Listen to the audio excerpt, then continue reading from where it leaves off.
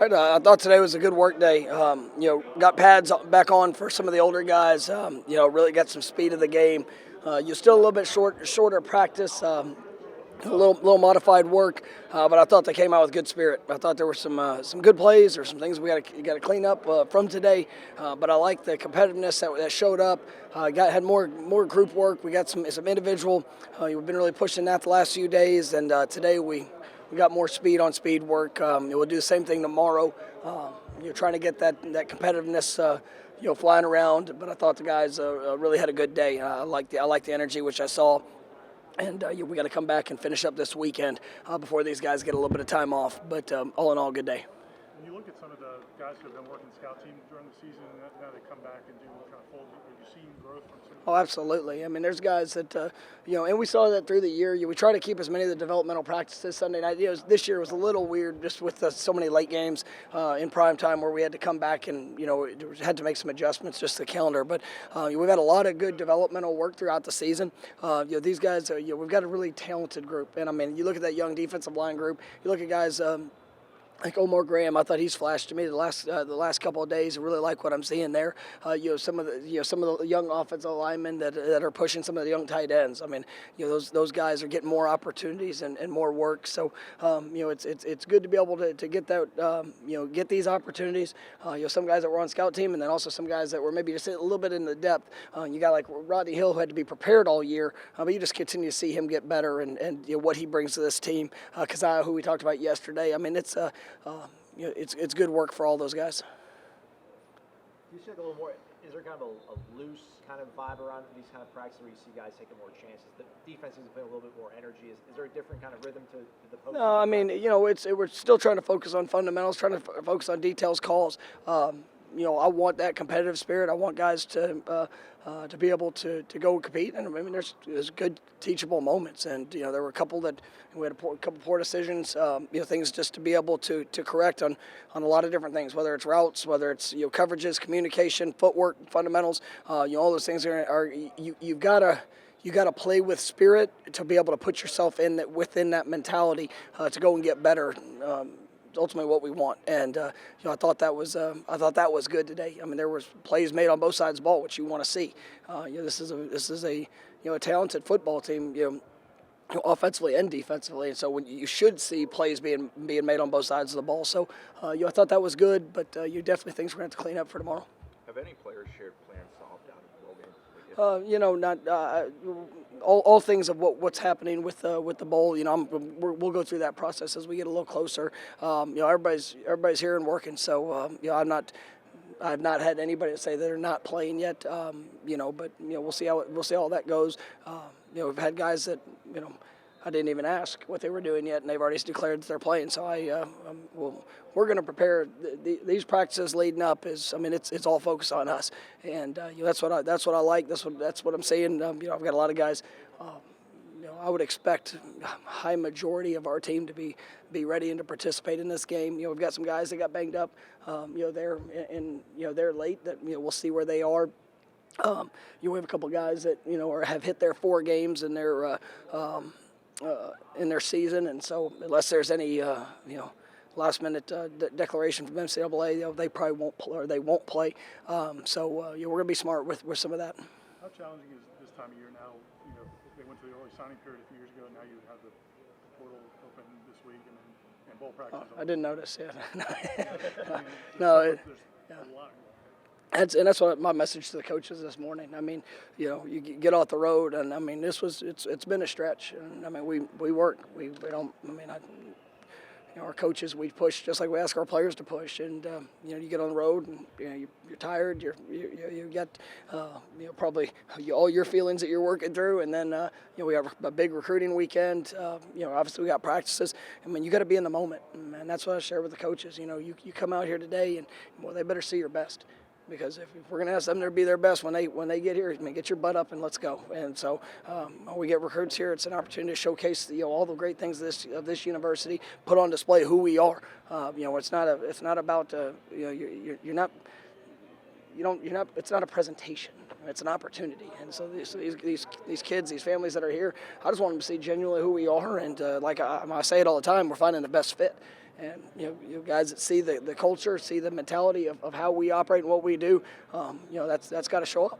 They want to be a part of that. They fit that. Then that's when you get a chance to do something special and bringing together a team, and that's what we're living out. And so it is a lot, but you got to be in the moment. And this morning was practice. This afternoon will be.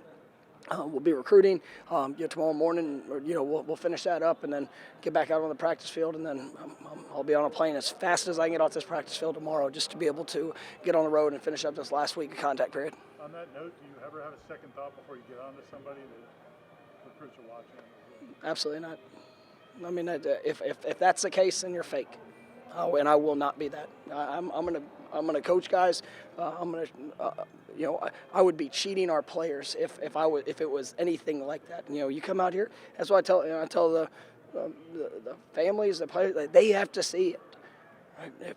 If they want to go to a place that's going to be low key and everybody sitting back and slow tempo, like this will not be the place for them. But if they see that, even the finest details of whether it's running on and off a field, if that's important to what we do here, then they get to make the choice if that's what they want to be a part of. And and that's what's helped us so much of as you go through. It's not about a recruiting presentation. It's about being real to who you are and finding young men and families that want to be a part of that. And then when they come together, you got like-minded individuals that are all going to push and work to be together. And I think that's what you see with the culture that's been established, and how these guys have been able to overcome because of that. How much of this month is like you and your coaches or your behind-the-scenes guys with roster breakdown for next year? Because you've got 85 spots. There's a lot of math that comes into it. No, I mean it's a daily conversation, and we have part of the expansion of our personnel a year ago was to be prepared for a lot of the things that we had experienced last year, and that we I think we did a good job with in being able to transition a lot of things in our roster, and it's during our bye week, myself, Derek Ray, we put a lot of time into that. Potential guys leaving, potential guys, what positions do we want to? Are we looking to sign? Where we are with high school recruits? What potential positions in the transfer portal would we look at, or junior college players? And so all those things are discussions year round. But at this point, I mean it's got to be. I mean it's a daily discussion, and I was telling a few guys yesterday. I mean, this is the first year that as I've been on the road.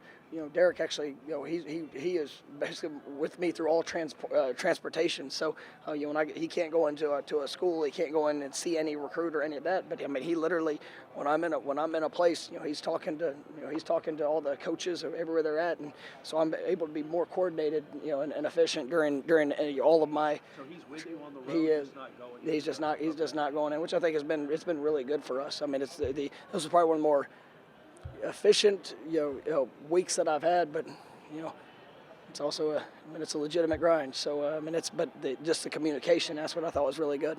When the portal opened up, a lot of guys entered it, and there's kind of a lull right now. Are you guys having to kind of manage the thought that when the bowls end, it's going to maybe get a little bit more active and more into the? I mean, you always operate with what you know. And, the projections of what could or what might. I mean, every day is an evaluation of where we are, who are we recruiting. And it's high school. I mean, there's some really good high school players that we're on, that we have an opportunity to get here to Florida State. And, that's where I want to continue to build this program. We've had some great players that have come in, and you see the development, you see the growth. But there are some positions where, where if you can – maybe get a little bit more experience, or to be able to bridge a gap in where you have great youth, but you also have some guys that are a little bit older. I mean, that's all kind of part of it. I mean, you look at our defensive end position. I think that's one that's really over the last couple of years. I mean, you got Jared Verse this year, who was one of the top vote getters in all ACC, and then on the flip side, you also have a true or a redshirt freshman that's defensive rookie of the year, and so you're able to bridge that gap a little bit for guys as they continue to develop. We'll keep that talent base at a very high level, and you just kind of look at that through all positions. Have you guys wrapped up your exit interviews with your players, or is that still an ongoing process? You get a chance to we had every position coach got a chance to meet with all players at their position. Most coordinators met with a majority, and I've met with a good amount of guys that I'll still always be meeting with them from time to time. So I guess yes, but that's not always done. Is there a short answer to why you still have to be able to recruit elite high school players well to build a championship style roster? Can you rely on the portal to a heavy extent and build what you need? It's still the right fit. I don't. You look at the roster that you have. I mean, the guys that are returning. Where you're at. I mean, that's how I approach it. And I want to get the best fit for Florida State. Guys that can come in and grow and develop within your culture. Whether it's guys that come in and they're 1 year and they're part of still building the culture. So I don't. It's more of where we are and where we ultimately want to go with the guys that are available. And if I can get a great high school player, that some of them will come in ready to play, some of them will not. But it's still the process of growth. And so there's going to be some teams, especially, I wouldn't be shocked to see some teams take 40 guys this year. I mean, that's going to happen. And there's going to be with the NCAA, rules, if it's absolutely going to be possible this year. So you're going to see some mass transitions in rosters, and everybody's going to approach that a different way. So we'll see how it all goes.